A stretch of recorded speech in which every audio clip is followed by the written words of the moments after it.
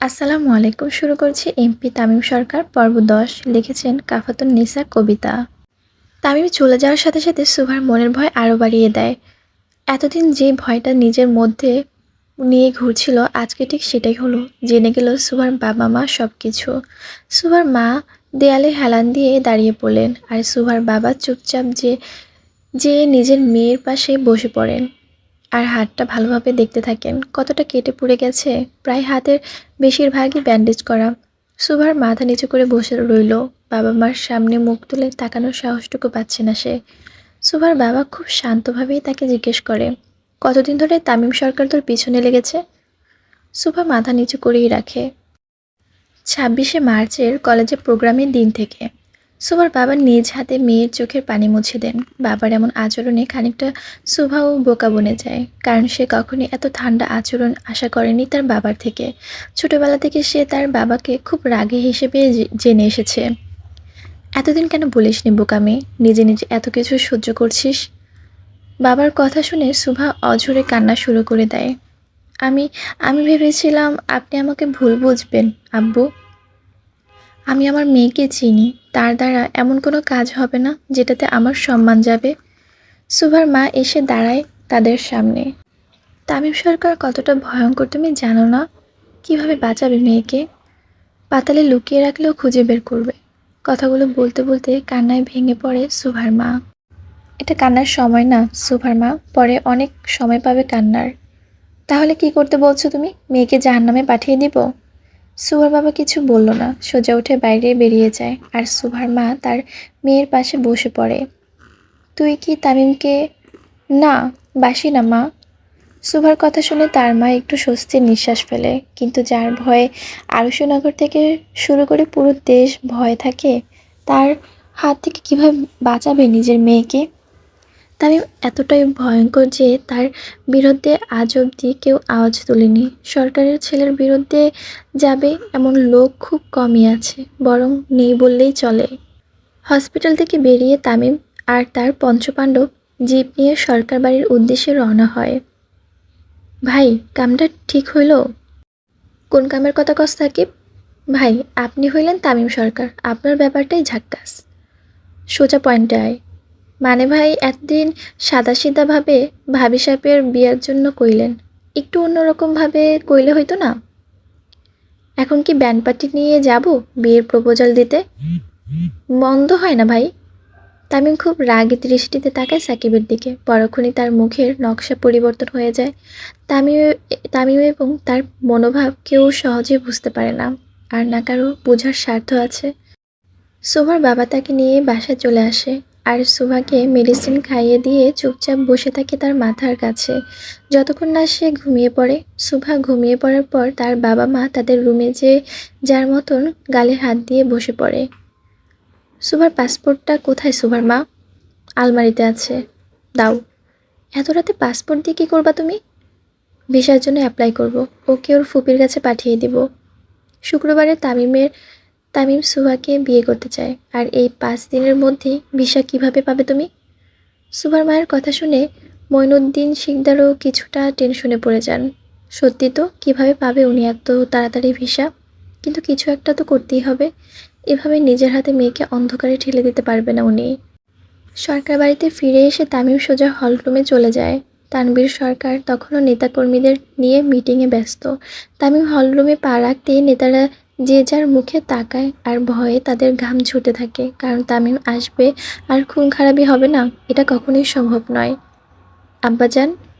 জি বাবাজান, আমি বিয়ে করতে চাই। তামিমের হঠাৎ বিয়ের কথা শুনে উপস্থিত সকলের মুখের একটু অন্যরকম চিন্তা চলে আসে। কি জানি কোন মেয়ের কপাল পুড়ল যে তামিমের মতো ভয়ঙ্কর লোক তাকে বিয়ে করতে চায়। আলহামদুলিল্লাহ, তা বাবাজান, মেয়ে কে? তামিম তার আব্বাজানের পায়ের কাছে বসে পড়ে। আগে বলেন, আপনি খুশি তো? তানভীর সরকার ছেলের কথা শুনে একটু মুচকি হাসেন আর মাথায় হাত বুলাতে থাকেন। ছেলের বিয়েতে বাবা খুশি হবে না? কবে করতে চান বলেন, আমি নিজে আপনার বরযাত্রা নিয়ে যাব। তানভীর সরকারের কথা শুনে তামিম তার পায়ে চুমু খায়। আব্বাজান, আপনি আমার জীবন। আপনি খুশি হয়েছেন মানে আমার আর কিচ্ছু লাগবে না। তামিম উঠে দাঁড়ালো নেতাদের সামনে, কিন্তু আজকে তাদের কিছু না বলে সোজা উপরে চলে যায় সে। তামিমের এমন পরিবর্তনে তানভীর সরকার নিজেও কিছুটা অবাক হন। যাক, অবশেষে তার ছেলেটা খুন খারাপি থেকে বের হলো। তামিম উপরে যেয়ে সোজা সুভাকে কল দেয়, কিন্তু করা মেডিসিনের কারণে সে কল রিসিভ করতেই পারে না। আজকে সুভা কল ধরাতে তামিম তেমন একটা প্রতিক্রিয়া দেখালো না, হয়তো মেয়েটা ঘুমাচ্ছে। এতদিন পর দেখা হলো, তাও তাকে হসপিটালে পাঠিয়ে ছাড়লো। সারাদিনে একটু স্বাভাবিক হয় সুভা, হাতের টনটন ভাবটিও একটু কমেছে। রুমের মধ্যে চুপচাপ বসেছিল সুভা, ঠিক তখনই তার মা ভিতরে আসে, মুখে তার হতাশার চিহ্ন। সুভা? জি মা। তামিম সরকার গাড়ি পাঠিয়েছে। তামিমের নাম শুনতেই সুভার শরীরে ভয়ের ঢেউ খেলে যায়। সুভা অসহায় দৃষ্টিতে তার মায়ের দিকে তাকিয়ে থাকে, ঠিক তখনই তার ফোনে টেক্সট আসে, 15 মিনিটের মধ্যে আসো, না হলে আমি আসতেছি নিতে। তামিমের টেক্সট দেখে সুভার মুখ আরও ফ্যাকাশে হয়ে যায়। নিজের অজান্তেই চোখ দিয়ে 2 ফোঁটা পানি গড়িয়ে পড়ে। সুভা উঠে রেডি হতে থাকে, ঠিক তখনই আরেকটা টেক্সট আসে, হিজাব পরার দরকার নেই, নর্মালি আসো। যে হিজাবের জন্য এত কিছু হলো, আজকে তাকে সেটাই পড়তে বারণ করছে তামিম। সুভা একটু দীর্ঘ নিঃশ্বাস ফেলে রেডি হতে থাকে, তারপর নিচে নেমে আসে। সুভার মা তখনও হলরুমে বসা। সুভাকে নামতে দেখে উনি তার কাছে যায়। সাবধানে যাস। হুম।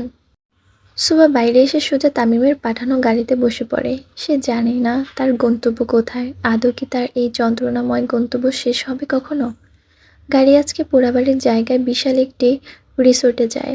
অবশ্য জঙ্গলের ভিতরে যে এমন কোনো কিছু ছিল বা থাকতে পারে সেটা জানা ছিল না সুভার। সে নেমে চারপাশে এক পলক চোখ ঘুরিয়ে নেয়।